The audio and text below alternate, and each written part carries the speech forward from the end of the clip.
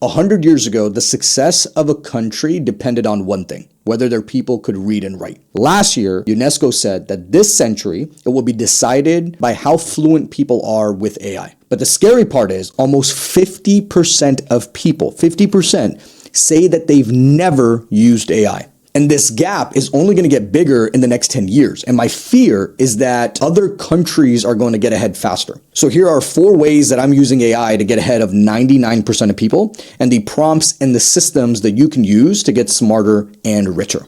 So the first way that I'm using AI is to learn faster. And there are 3 ways that I'm using AI to be able to do that. 1 is use AI to find me the original source material. 2, use it as a synthesis partner while I read to understand material. And 3, use Claude Code to build me my own course for learning. Let's talk about finding the original source material. When I'm new to a topic, I don't understand with summaries or modern opinions. I'd like to go to the original thinkers that are in the space. And think of this as going to the first principles of the topic before it got bastardized by others. So the prompt that I use is the following. Find the original source material for whatever topic that I'm talking about. List the foundational thinkers, their core works, and which ones everything is built off of. Ignore modern summaries and opinions. This gives me a big reading list of the material that actually matters in the field. Then once I have that list, I'll filter it using this prompt. What's the minimum set of source material that I need to understand this topic from first principles? So the credit for this prompt goes to Cole Gordon for sharing this prompt with me. The reason I like this is because I've never been a big consumer of random content. I don't watch YouTube videos. I don't listen to podcasts. I don't read every newsletter. I only consume the things that I need in that season of the life that I'm in. And that used to feel risky because I felt like I was missing something out or there was a FOMO. But in reality, I'm able to now condense my knowledge into going much deeper into topics. Benjamin Hardy has a great quote. He says, who you become and what you do with your life are constrained by people that are around you and the quality of the information that you consume. The people that are compounding the fastest don't read more, they're reading the right things at the right time. So if you want the exact prompts and the step-by-step instructions to set this up, click the link in the description. My Substack article goes way deeper into this. The second way that I'm using AI is to understand abstract concepts. So while I read, if I'm reading a book on Kindle, I like to highlight things. I like to mark up the margins. I like to take notes, and I like to process the information that I'm given. I just am a fan of slow thinking. The problem used to be when I used to hit a topic that I didn't understand, I would either skip it or forget to come back to it or go into a Google and lose track of what I was reading. Now, I drop the highlight into Claude and I ask it to explain the idea with context. Give me analogies, connect it to thinkers that I already know. And this allows me to move 5 times faster through dense material, and it's actually sticking because I'm able to understand it much deeper. Charlie Munger has a great quote. He says, I constantly see people rise in life who are not the smartest, sometimes not even the most diligent, but they are learning machines. They go to bed every night a little bit wiser than they were when they got up. And so the speed of becoming a learning machine just went up 10x. So let me show you an example of how I actually do this. And if you want the exact prompts and step-by-step guidance on how to be able to create a course like this on your own, my Substack article goes way deeper with all the prompts that you need. Here's a breakdown of how I use AI to understand abstract concepts. I'll use the example of the Book of Elon that I recently read. Absolutely incredible book. How I'm utilizing this is I have my Kindle opened up to the right. I have the entire table of contents broken down into a summary inside of Obsidian. I'm using Obsidian because then I can have AI index Obsidian very easily. I have section by section broken down very easily in here. Then when I'm taking notes on a specific section, I can take notes on that section specifically. I know what I was going through. Now, in this section, when I go over to first principle thinking, physicist, I will be able to double click into each of those sections. I have these highlights. What I'm doing is, as I'm reading, I'm highlighting things that I want to think about or that I want to process. And when I synthesize, I take the highlights and I rewrite them in my own words when I'm synthesizing after I'm done reading a book. What I'm doing here is I'm using Claude to be able to process what I'm thinking. I don't understand this. Help me understand a little bit more. What does it look like operationally? Help me operationalize it. What I'm doing then is in that section, I'm doing my own research, figuring out what does it actually mean. how do you actually do this? How do you operationalize this? You can see here that I was trying to operationalize first principles thinking because it's something that I hear all the time, and especially how to think like a physicist. It's very difficult to say, how do I put that into my everyday life? How do I make this operational? I can apply this because most people will read these books and do nothing with it. I rather read 5 or 6 books over the course of a decade, but be able to pull as much value out of them and be able to put them inside of my life. And I've been able to use this just by doing this simple section, breaking down TLDR and having the first principles mental models. I've been able to understanding this small section and taking 30 minutes to operationalize the process of how I would use this, coming up with the prompt, because as I was studying, this allowed me to create the prompt, which I'll share with you in the next section, which is how to use AI to think better and make better decisions. This is what allowed me to create that process. And by operationalizing it, I've been able to apply this into my life to make some major decisions recently that have saved me a lot of time and energy. This is how I'm using AI to be able to think better and understand abstract concepts. Now, the third way that I'm using AI is to build my own course. And this has been the biggest unlock for me because I've been somebody who invests into information and coaching and mentorship to be able to accomplish my goals much faster. So 3 months ago, I didn't know anything about the HVAC industry. And the company that I work for set a new target where we're going to go from 40 million a year to 100 million a year by creating this new division. And everybody in leadership has a directive to be able to learn about this industry very quickly. So most people in my spot will either go buy a course or they'll do a one-on-one session, which I plan on doing as well, but I wanted to get the base knowledge so that way I can propel myself faster. So I opened up Claude Code and I had it build me a 17-lesson course on the HVAC industry. It's highlightable, I can ask questions, I can go back to it, and I can reference resources. And by going through it for the last 90 days, it's allowed me to go much deeper into the industry. So if you need to learn a new industry, a new domain, or a new role, or you want to start a new business, have AI do massive amounts of deep research and have it build a course for you. And Naval has a very good quote on this. He says, it's much more important today to be able to become an expert in a brand new field in 9 or 12 months than to have studied the right thing for a very long time. I personally prefer to read over watching videos, so I consume it faster. And if I wanted the audio version, I can have it run through 11 labs to listen through at the same time. So let me show you a breakdown of how that actually looks like. So here's the example of the course that I have created using Claude Code. So this was specific for the HVAC industry. I can come in here. I have the entire curriculum of what all of this is going to look like. I can highlight the things that I need specifically. It will clear my highlights. And I can have notes in here of specific sections that I'm taking notes on, and I can write all of that down and then refer back to it. I can search all of the lessons that I need.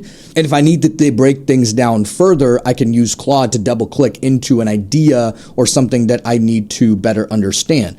But overall, for me to be able to chunk down something that's so deep, something that I personally don't understand, to be able to make it bite-sized, help me understand everything from a first principle perspective to understanding refrigerants, from install and maintaining services, to tech career ladder, to where operators chronically struggle. So it allows me to sell them a lot better.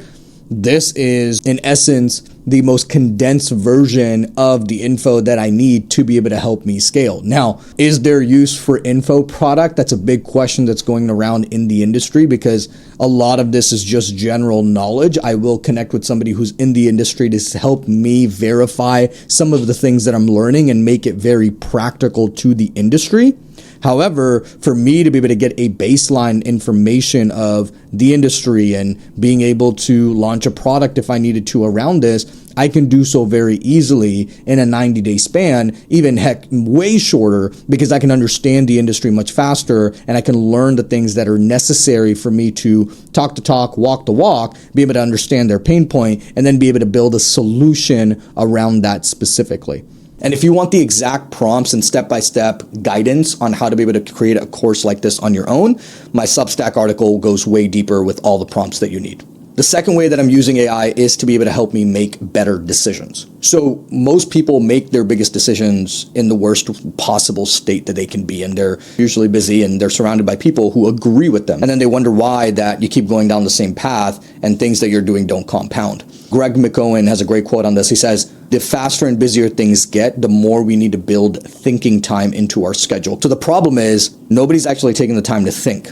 And I used to be the same way. So I built a prompt that completely changed the way that I make decisions. And so when you're thinking from principles and when you're trying to break down problems, it's very hard because you have to be able to expend a lot of energy and your brain doesn't want to do that. So what I do is I have this prompt that walks me through any decision using physics-based principles and first principle thinking. So it's a brutally honest thinking partner who doesn't care about your emotions. So what it does, it surfaces the assumptions that I have, the emotions that I'm carrying, not just the way that I feel, but how things actually are. And it runs my decisions through mental models like conservation, entropy, reversibility, the order of magnitude. And at the end, it'll give me 2 to 3 paths that have the actual trade-offs. If I go this direction or this direction, it's not just a recommendation. It gives me things to sit with uncomfortably. Shane Parrish talks about this in his book, The Mental Models. Thinking through first principles is a way of taking off blinders, and most things suddenly seem more possible. So the biggest thing is that the prompt pushes back on me. It doesn't tell me that my ideas are good or not. It actually tells me why my ideas are bad. So here's an example of what's happening in my life right now and how I'm able to break that down using this prompt.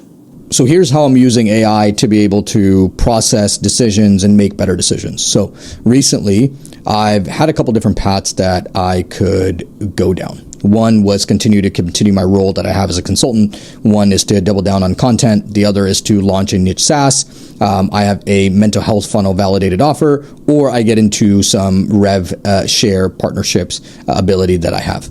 So what ended up happening is that I got really excited about the rev share partnerships that I had the opportunity on. I started fantasizing about it, harmonizing about it, and I started realizing, oh my God, this is going to be the best thing since sliced bread. So once I processed the decision through the AI principles prompt, I was able to see that doing the rev share partnerships was actually the worst decision ever. Because recently Naval had an article and he was talking about how when you make business or life decisions, it should have 100x return on your time and on your money.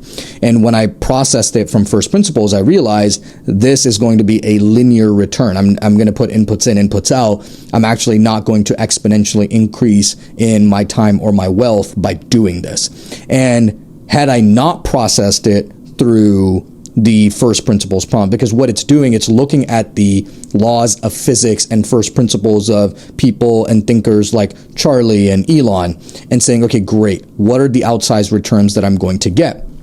Once I process all the decisions through the AI prompt, specifically this one, I was able to see that I'm not going to get an outsized return for the time that I'm putting in. And the other 4 paths are actually much more equipped to get me to where I wanted to go faster. And so that allowed me to say, hey, I am willing to cut out the rev share partnership opportunity because I know what the outcome is going to be by thinking not from my emotions, but thinking from first principles.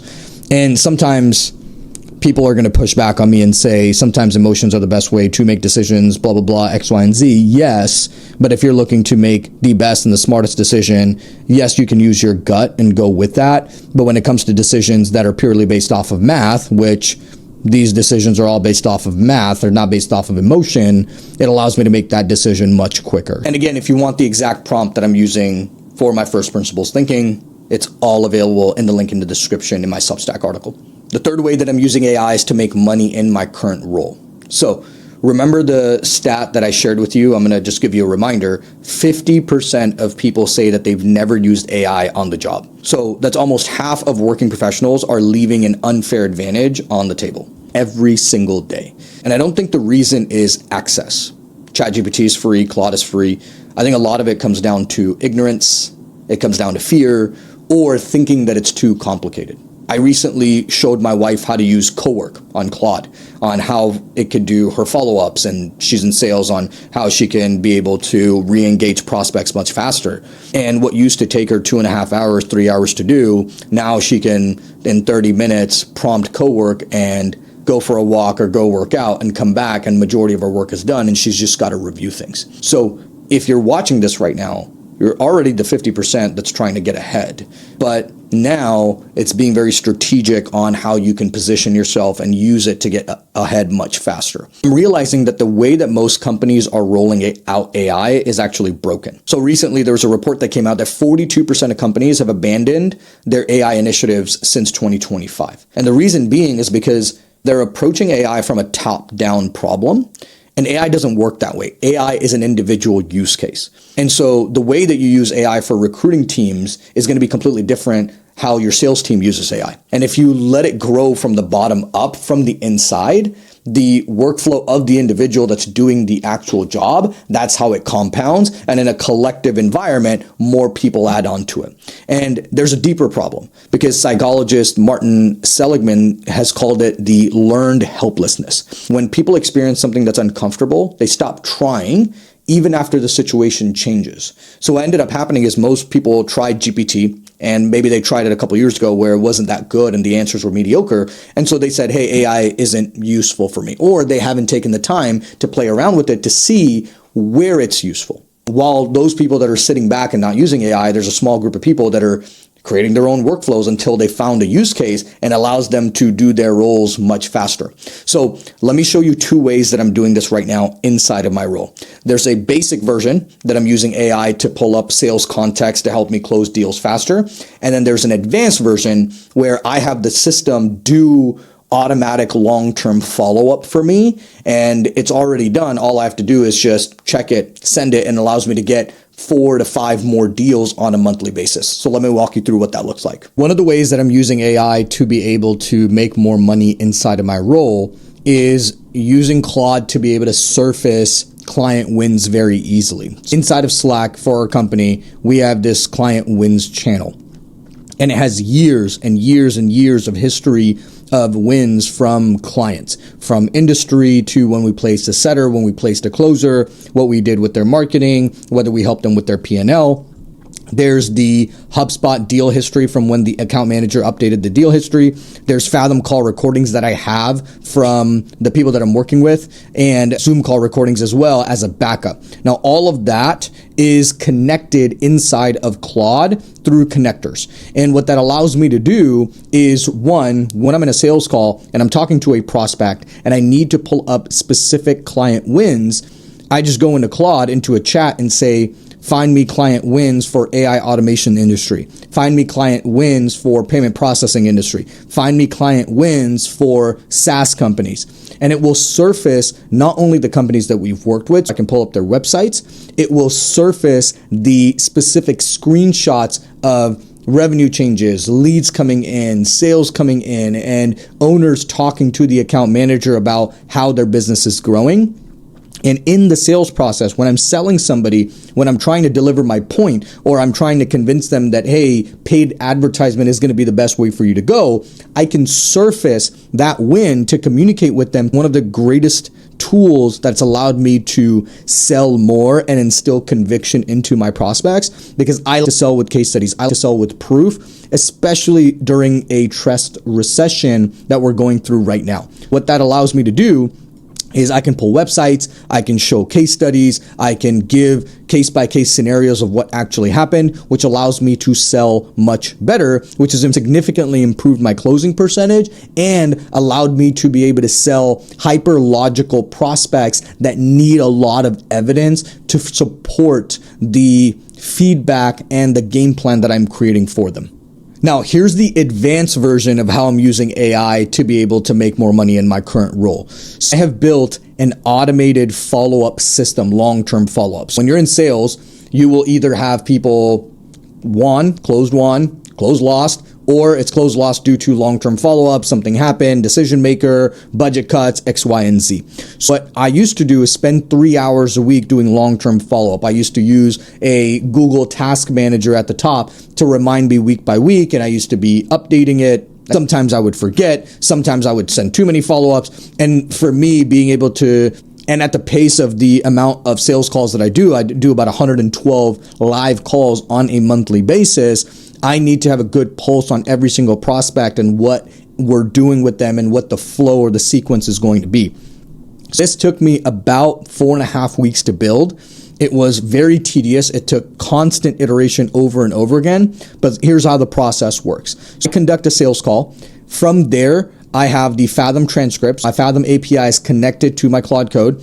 My Clawbot is connected to that as well. There's a central database in Postgres that saves all of that data. And then there's a Google Sheet that I can update with the notes of what happened on that call. So not only does it have the Fathom transcript, it has me giving the update inside of a Google Sheet on notes of what I want to do based on my logic. Using all of that and then inputting that with the Slack social proof, what it does, it's now become an AI copywriter. It has these rules and frameworks and parameters where if I have a follow-up with somebody the night before, it will send them a confirmation email with a client win attached to it. That way it becomes way more personable. If I have a follow-up with somebody in 2 weeks, it will keep them warm every other day based on a cadence, sharing YouTube videos, sharing case studies, sharing client wins to keep them activated and keep them in the loop. It's actually absolutely amazing. And then when I have a long-term follow-up, say that somebody is not financially qualified now, or they need to raise some money, or they need to fit this within their budget, or the decision maker is not around, then I can continue to do 21 to 30 day long-term follow-up, keep them engaged with value and feedback and client wins. And that's allowed me to be able to sell an additional 5 to 6 deals every single month, improving my closing percentage, improving my cash collected, because the more cash I collect, the more money that I make as a consultant. So this has been absolutely incredible. And what it does, it sends me an email draft every single morning. And in the Google Sheets, I have SMS text messages that I can send to the prospects. Every single morning I wake up, I spend 30 minutes looking at all of the email drafts, and then I'll be able to adjust or make adjustments or paste a screenshot and just send it out because it's already done the hard work based off of the notes that it has received. Because every single day at the end of the day, I take 10 minutes to update the notes from all the calls that have shown up today and what the long-term follow-up process is going to be with them. And the single most powerful AI tool that I have used, that I have built to be able to make me more money in my current role. So here's a prompt that I want you to sit with. What's the one task in your role that drains your time and energy every single week? And now ask yourself, if AI did 80% of it, how much time would it free up for you? And so don't wait for your company to roll out AI. Find the task, drop AI into it, and iterate until it starts working. The long-term follow-up system took me about 4.5 weeks to build, and it just kept iterating on a daily basis, giving it feedback, and it started working. So if you want the exact setup, the diagram, and the prompts that I use to build both of these systems, click the link in the description. Inside of my Substack article, I go way deeper, and I give you the step-by-step instructions on how to set it up. Now, the fourth way that I'm using AI is to launch niche businesses. Naval has a really good quote. He says, learn to sell, learn to build, and if you can do both, you're going to become unstoppable. Most of the time, me being somebody who's not very technical, it was very difficult. You could either learn to sell or you can learn to build. The great thing with AI is that it's collapsed that difference and that gap down. In 2024, a founder launched a telemedicine company called Medvi. He used ChatGPT and Claude to write the code to handle the customer service and run the operations. By 2025, the company hit $401 million in sales. It has 250,000 customers, and it's worth $1.8 billion. And it's nearly a one-person operation. And Sam Altman recently reported to the New York Times saying that he won a bet with his tech CEO friends about the first one-person billion-dollar company. And what used to take 50 engineers and a $10 million Series A now takes one person with a clear hypothesis, a thesis, an idea, an AI, and the ability to sell. And again, to bring up Naval, he says AI is leverage at infinite scale. One smart prompt can be worth thousands of hours of labor. Now, recently, there's been a big jump in solo founders from 22% to 38% in 2024. And people, just one person, are able to do what a whole team used to be able to do. But now here's the dilemma. Just because you can Claude code a product doesn't mean that you should. Building isn't the bottleneck anymore. It hasn't been for the last few years. The bottleneck is the same one that it's always been. Do you know what to build and who you're building it for and how you're going to sell it? So a prospect recently came to me and she had built a product, no research, no pricing structure, no clear customer, and she just wanted me to help her get customers. She didn't even know what her product was. The issue was AI didn't make her smarter. It just helped her build something faster that nobody asked for. And this is what Naval is pointing to when he says, in an age of infinite leverage, judgment is the most important skill. And so if you go back to my section where I'm using AI to be able to make better decisions, that's why I want to be able to have the capacity to not only cut, but when I cut deep.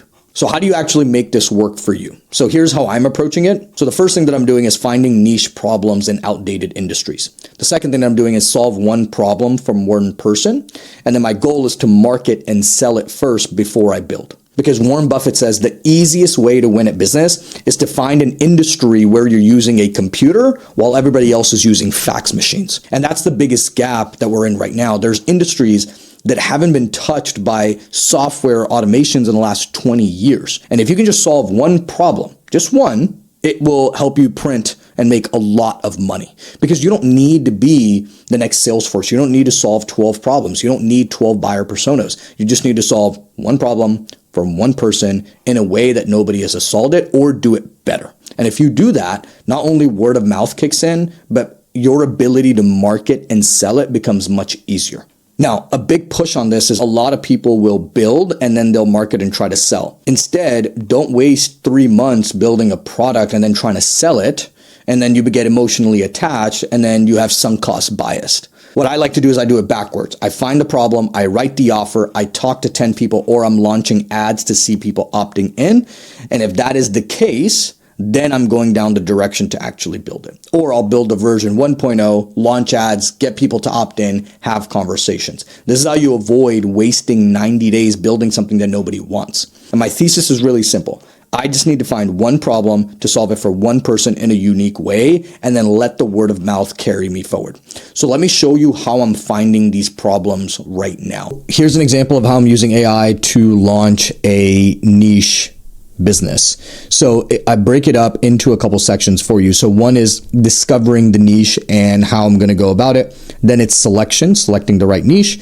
Then it's validating it, and then going into the growth stage of actually launching it fully. So how I'm discovering the right niche here is I am taking inputs from Reddit, niche forums, online research, and I'm not trying to find hypey things that people need support with. I'm not trying to build the next AI writing app or the Hemingway app. What I'm trying to build is, for example, I saw this article around a person who built an app for fishermen to help them find fish within the local area, and he charges $4 a month for it, and he's doing about $20,000 a month. Super niche app, very simple, very easy for him to build and launch, but it's very specific for the audience and it solves a very specific problem. And that is what I was looking for. So all of the inputs go over to Clubot, who on a weekly basis gives me a report inside of Slack on the different problems that I can solve. Now, my goal is to take in a lot of inputs, see all the different problems, and have discernment on which one I'm going to double click into. On a quarterly basis, my plan is to pick one. So right now, I'm working on something called lien waivers. So inside of the general contractor space, they need to have waivers signed before every job. And so every subcontractor needs to sign a waiver. A lot of them are using legacy tools that are very enterprise based. I wanted to solve one problem, which is just being able to sign waivers much faster. I'm going to start in a couple of states. I'm going to test it out. There are a couple competitors. Again, I'm sharing this because I want to see how it goes. I've built the demo and I'm about to launch it using paid advertisements. So how I'm going to plan on validating it is I'm going to just have a quick demo. I've got version 1.0 built. It's working. The SMSs are going out. Everything is valid. I'm going to run some paid advertisement, get some with a really strong offer with a conditional guarantee. I've got nothing to lose. So I want to be able to have a lot of feedback. I'm going to get on sales calls, have a beta price, and sell 2 to 3 customers and then use them to improve that product. Once the product is improved and it's good, and where my moat is going to be with my sales process, because that's something that I'm really good at. I'm still trying to understand the PLG self-serve motion. So my biggest ability to make money with a SaaS is hands-on touch, being able to sell bigger price points, and being able to lock in people for a multi-year contract. So I'm going to lean into that moat, because right now anybody can go out and build that product, but may not have the capital or the capacity or the sales skills to be able to jump on a call and be able to convert buyers without having the product fully built. And I've done that multiple times. I built 5 different businesses. I launched my first personal training studio by just getting a lease of a warehouse, no gym equipment, and I just started selling, and I used that money to be able to then buy gym equipment within the nick of time in 60 days. So I've done this over and over again. So it's a skill set that I have. Once I validate it with a couple of buyers, then I'm going to go full growth mode on here and get the pricing right, add more fire to the paid advertisement, get multi-year contracts. And because the product is really sticky and it has a virality effect to it, it will naturally start growing, because once I've added fuel to the fire with paid ads, after that, I can just maintain a good $30, $40, $50, $60,000 in MRR. My goal is to be able to sign bigger, more enterprise deals. So I have less customers, more hands-on touch points, but I'm able to be profitable much faster. So I rather solve problems more upmarket rather than the SMB market, which is more self-serve. And that allows me to have a moat inside of the software, because most people are trying to do the PLG motion because they don't have a skill set of sales versus I do. So that allows me to not only have a sales advantage and marketing advantage, but also have a product advantage, because I'm only solving one thing and I'm going to consistently keep iterating and improving on that one thing. Now, the next way I'm using AI to launch niche businesses is the low ticket model. This is a skill set that I'm learning. I have the skill set of high ticket, which is put together a direct offer, have people book a call, and be able to sell. So what I did in November, I put together a offer for mental health. It was a B2C offer, and it did extremely well. We were getting a 7x ROAS. We were able to sell people a $4,800 program without the product being built. So people would see an ad, they would fill out an application, they would book a call. We've already validated the offer in a high ticket market. What I wanted to do now, because it's B2C, because it takes a lot of bandwidth and a lot of energy, I want to remove myself and I want to say, hey, how can we build a self-liquidating low ticket funnel? Because the goal now would be to have scalable customer acquisition, remove myself, especially in the B2C space, because then you can have low ticket, have the average order value cover the cost to acquire a customer, and that allows you to get customers for absolutely free, and then you can upsell them different things on the back end for additional profit. So the way that I'm doing it is that offer that I launched that was high ticket that we validated, I now want to be able to move that over to a low ticket offer. So what I'm thinking about doing, and this is in the launch phases right now,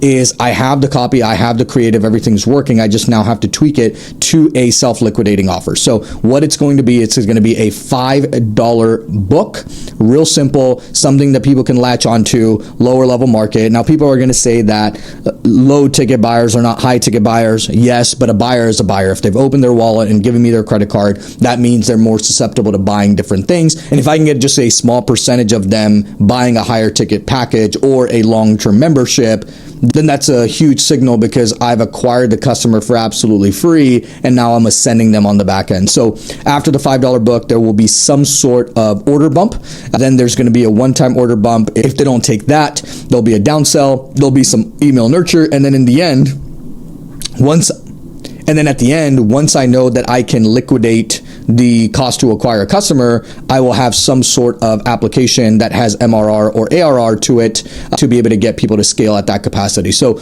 all of this is a massive hypothesis. It's going to start with this test initially. I'll be launching this in the next couple of weeks, and I'll be documenting that inside of this channel to be able to show you what that process actually looks like, because launching low ticket is a skill set that I want to learn. And with AI, before I used to have to spend a month creating an offer, being able to do the research, do the copy. Now I can have all the research done, compile the copy, make everything better, and I can have AI build a lot of these products for me very easily. And what would take me 6 months to launch or even a quarter to launch, I can launch this puppy in 7 days, get some feedback over the next $100 a day in ads, and see how it actually performs. So So those are the two ways. And again, if you want the exact prompts and the step-by-step process that I use to find these problems, check out the link in the description.